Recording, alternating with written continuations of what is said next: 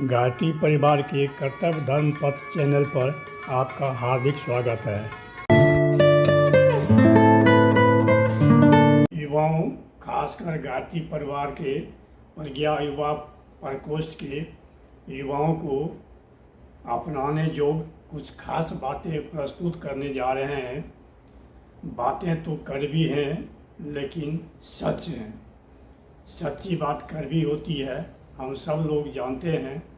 ऐसी कड़वी बात शायद ही कोई बताते होंगे, क्योंकि सच्ची बात बताने पर जो कड़वी हो आदमी भड़क जाते हैं, उनसे दूरी बना लेते हैं।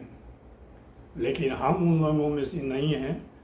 हम वही बात बताना चाहते हैं जो हितकर हो, भले वो कड़वी हो। तो चलिए गायत्री मंत्र से शुरू करते हैं।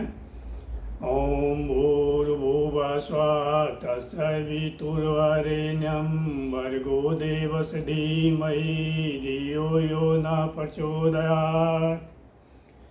वीडियो को शेयर करें, लाइक करें और चैनल को सब्सक्राइब कर बेल आइकन को दबा दें ताकि नए नए वीडियो का नोटिफिकेशन आपको मिलता रहे। तो चूँकि युवा लोग भड़क जाएंगे, इसलिए हमने निश्चय किया है कि आप लोगों के बीच से ही युवा का जो एक वीडियो संदेश है वो हम आप लोगों को सुनाने जा रहे हैं। तो आइए आप लोगों के बीच के युवाओं को सुने, वो इस क्या कह रहे हैं। युवा का एक ही धर्म है कि युवा अपने कर्मों को सही तरीका से करने लगे। इससे बड़ा दुनिया में युवा के लिए कोई धर्म नहीं है। तो अभी आपका कर्म क्या है? आप क्या मन से पढ़ाई कर रहे हैं? नहीं, तो आप सही नहीं है, आपका धर्म सही नहीं है। धर्म की परिभाषा ये नहीं होती कि हमने पीला पहना कि लाल पहना। धर्म की परिभाषा होती है कि जिस कर्म के लिए आए हैं उसको पूरी ईमानदारी से करें, सत्कर्म के रूप में करें। इससे बड़ा धर्म युवा के लिए कुछ नहीं है। तो सुन लिए, ये युवक आप लोगों में ही से कोई एक हैं।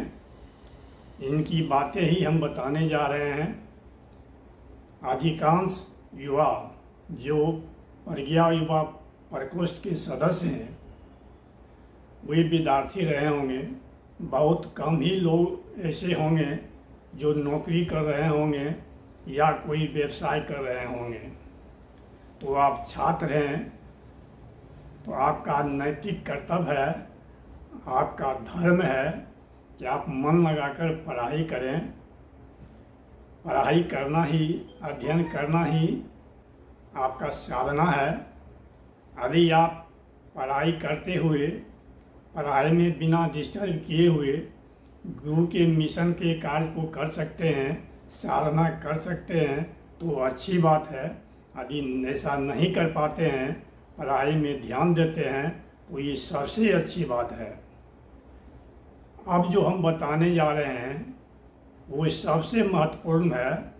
पूरा वीडियो इसी के इर्द गिर्द है। आप जब आपकी पढ़ाई समाप्त हो जाए, उसके बाद आजीविका के लिए कुछ करते ही होंगे। कुछ आदमी नौकरी करते होंगे, कुछ आदमी व्यवसाय में चले जाते होंगे। तो जो आदमी नौकरी में जाते हैं उनको ये वीडियो अवश्य देखना चाहिए। गुरुदेव कहे हैं कि ईमानदारी का खाओ, ईमानदारी का कमाई करो। तो जो भी छात्र आज छात्र कहला रहे हैं, कल वे नौकरशाह कहलाएंगे। तो उनको अपने कार्य में, अपना जीविका चलाने के लिए जो नौकरी कर रहे हैं, उस नौकरी में ईमानदारी का समावेश करें। गुरुदेव का सबसे बड़ा काम यही है।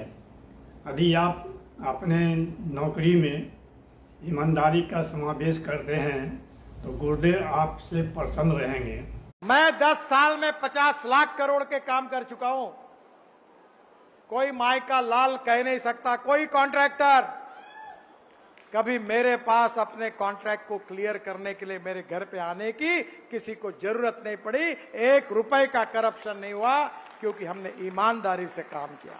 होना ये चाहिए कि जो भी आपको काम सौंपा गया है वहाँ ईमानदारी से काम करें। ऐसा नहीं कि आप काम से जी चुरा लें। नौकरी में ईमानदारी का समावेश करने का मतलब ये नहीं हुआ कि हम घूस नहीं लेंगे तो हम कोई काम भी नहीं करेंगे, क्योंकि काम करेंगे तो घूस लेना पड़ेगा। ये ईमानदारी नहीं हुआ, ये काम चोरी हुआ।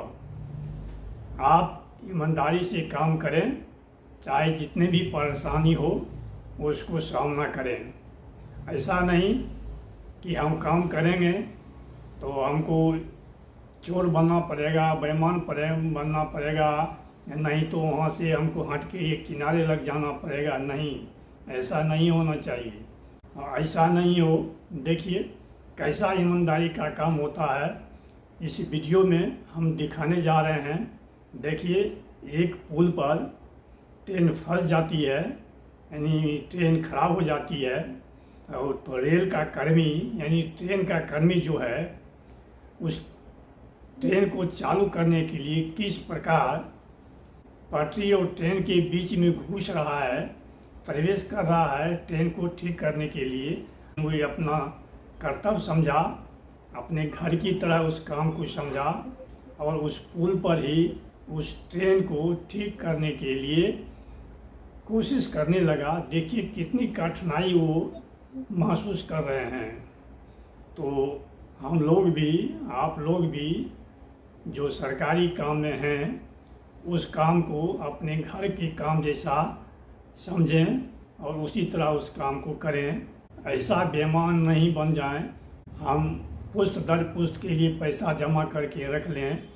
आइए देखिए इस वीडियो में कैसे एक महामानव जहाँ देखिए तहाँ उसी का संपत्ति है।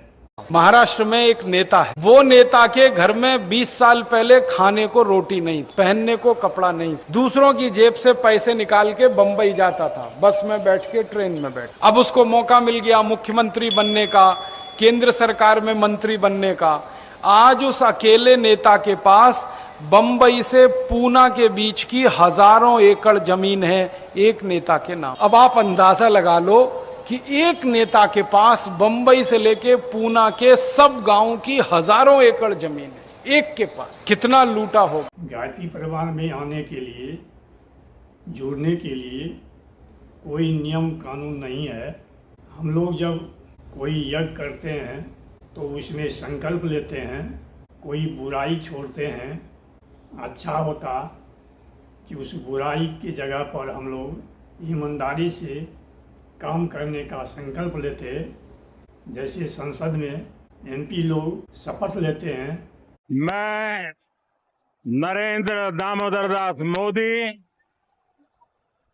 जो लोकसभा का सदस्य निर्वाचित हुआ हूं, ईश्वर की शपथ लेता हूं, जिस पद को मैं ग्रहण करने वाला हूं उसके कर्तव्यों का श्रद्धापूर्वक निर्वहन करूंगा। उसी प्रकार गायत्री युवा को ये संकल्प लेना चाहिए कि हम अपने जीवन में, अपने जीविका के लिए जो भी काम करेंगे उसमें पूर्ण ईमानदारी के साथ करेंगे। चाहे नौकरी का हो या व्यवसाय हो या कोई भी काम हो, उसमें पूर्णतः ईमानदारी का समावेश करेंगे। यदि हो सके तो एक काम और करना होगा। गुरुदेव कहे हैं कि औसतन नागरिक जितने में अपना गुजर बसर करता है उसी के आसपास हमारा गुजर बसर होना चाहिए। गुरुदेव आगे कहे हैं, सादा जीवन उच्च विचार पर चलना चाहिए। फिर गुरुदेव ये भी कहते हैं, सादा जीवन उच्च विचार का मतलब ठाठ बाट से नहीं है। मतलब आप पैसा कमा रहे हैं और औसतन नागरिक के जैसा आप जीवन यापन नहीं कर रहे हैं तो कोई बात नहीं है, लेकिन अपने प्रोफेशन में ईमानदारी को समावेश करें। तो चलिए आज बस इतना ही। वीडियो के अंत तक बने रहने के लिए धन्यवाद। ओम शांति, ओम शांति, ओम शांति।